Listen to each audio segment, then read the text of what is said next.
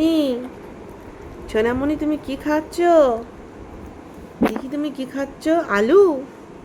আলু খাচ্ছ? তোমার আলু খেতে ভালো লাগে?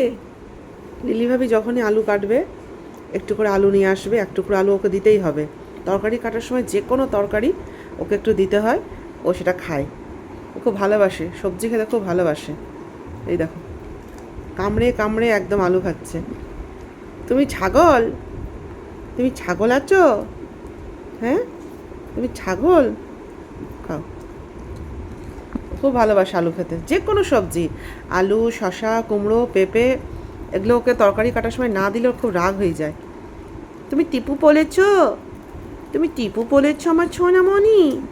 এই দেখো কত সুন্দর কামড়ে কামড়ে খাচ্ছে।